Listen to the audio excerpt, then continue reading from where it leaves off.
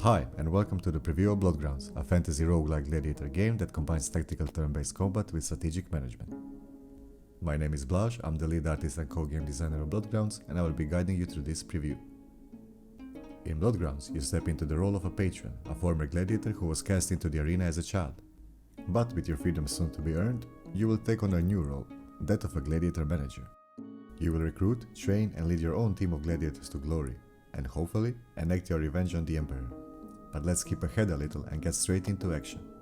At the heart of the game are turn-based arena battles, played out on a grid. The goal is simple: defeat all enemies before all your gladiators perish in battle. This is the initiative track. Each unit acts one at a time and the order is determined by their initiative stat. In this case, the enemies are acting first. Now it's your turn. Each gladiator's basic stats are shown in the lower left corner, such as their health, armor, movement and action points. Gladiators can move across the arena and use the abilities to attack enemies or aid their teammates in battle. Both movement and using abilities cost points, which are restored at the start of each turn.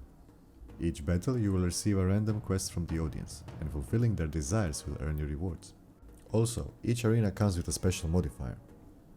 Modifiers often hinder your gladiators in one way or another and change the tactics significantly. In this case, if a unit ends their turn adjacent to another unit, they have a chance to receive a burn negative status. Fitting. Our team has a slim chance here. Better put up a barricade to hold the enemy's advance. Elara the Archum, a ranged gladiator class, could focus on the healers at the back. Maybe place a trap as well, just in case.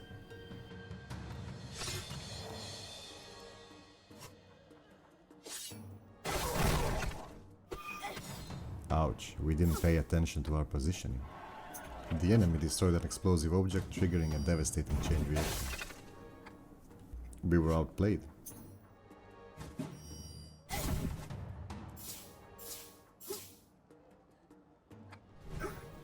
But at least the enemies took some damage from the environmental trap, the radiating pillar. Our first casualty. Witnessing a teammate die in the arena can impact the other gladiators. In this case, Elara became horrified, reducing her movement by half.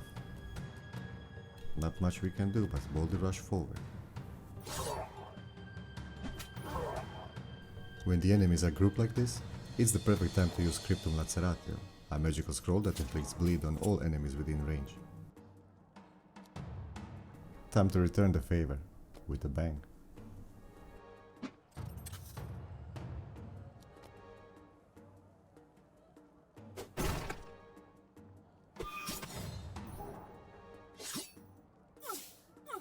Unfortunately, our melee fighter Marcellus the Retiarius is now surrounded. This won't end well. Oh no, this battle cannot be won. Let's fast forward a little bit.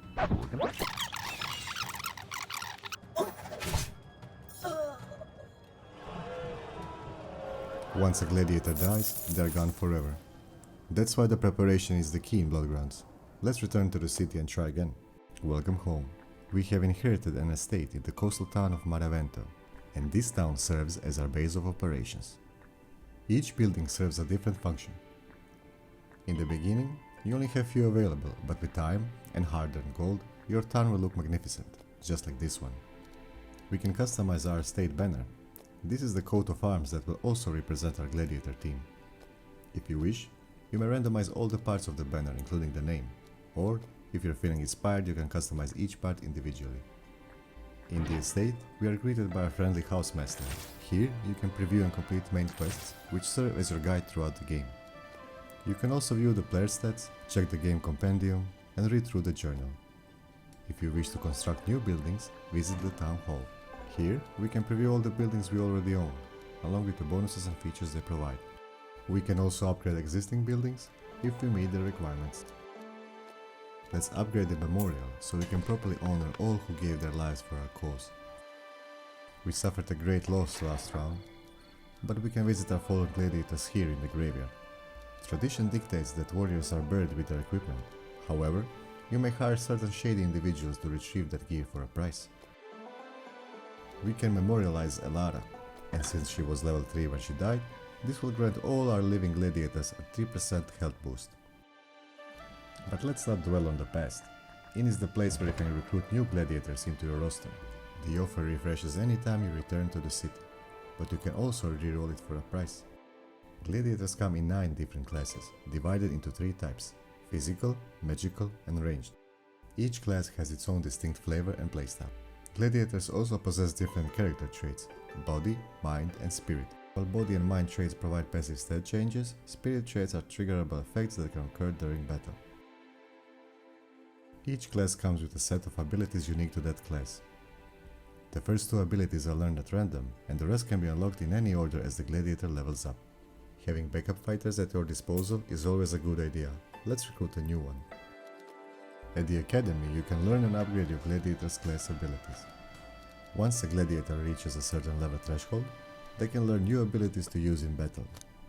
If you have a gladiator on standby that you don't wish to bring into the arena, you can leave them here to train over time and gain experience while you are away. The infirmary is where you restore your gladiator's health and cure them of any negative statuses. If you have gold, you can heal and cure gladiators instantly. Or you can leave your gladiators to rest and recover over time, allowing them to be fully healed by your next return to the city. Resting is also the only way to cure traumas. The market is the right place to sell your unwanted equipment, as well as buy new gear and consumables. You can compare items on offer with those currently equipped on your gladiators. The market's inventory refreshes each time you return to the city, but you can also reroll the selection for a price.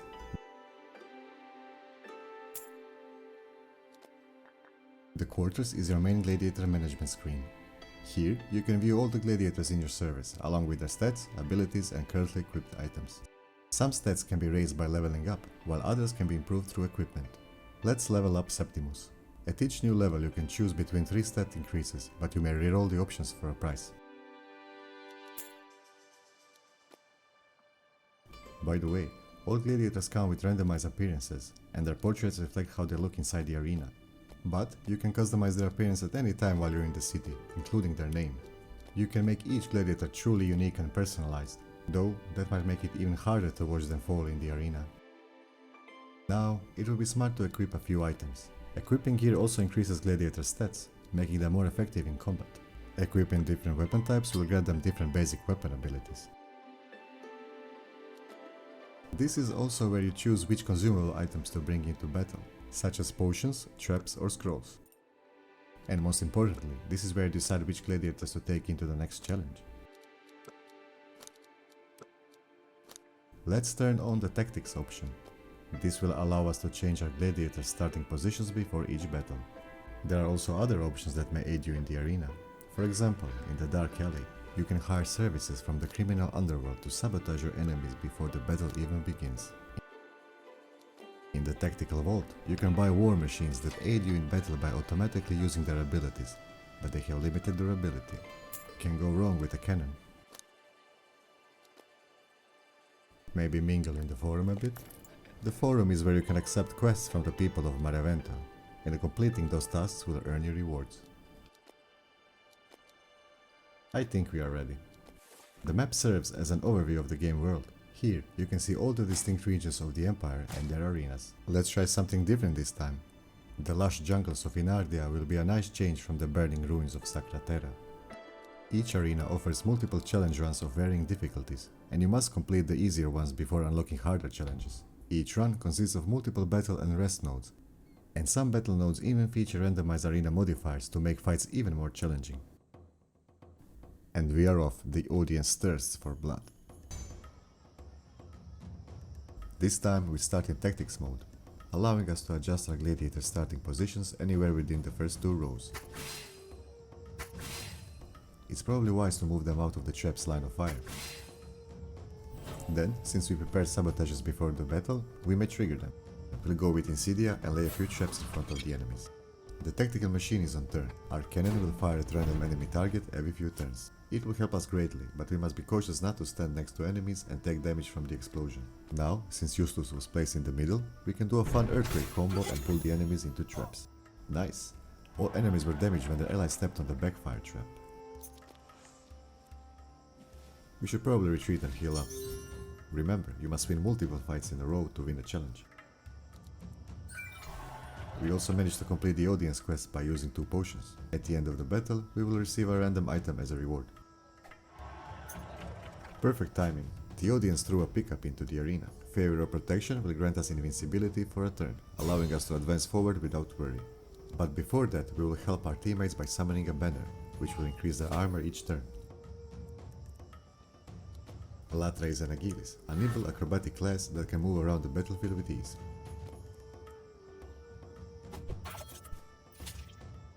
We decide not to attack the enemy gladiator since it would break the stun. Instead, we go for the old-fashioned AoE bleed, which will damage the units at the end of their turn.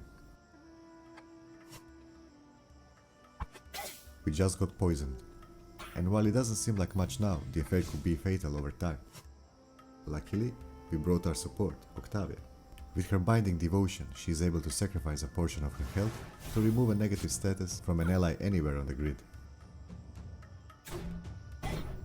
Unfortunately, the cannon fires on Rosilla and damages our Achilles as well. Now free from her stun, Rosilla wreaks havoc in the arena. But we should take care of weaker enemies first, leaving the enemy gladiator for last.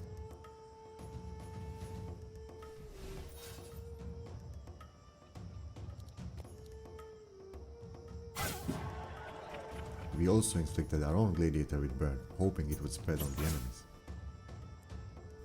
Picking up the Favor of Power gives us an extra ability point. We dash the warrior to avoid the attack of opportunity and finish off the lizard man. We ensnared Rosilla in a net. Time to finish this.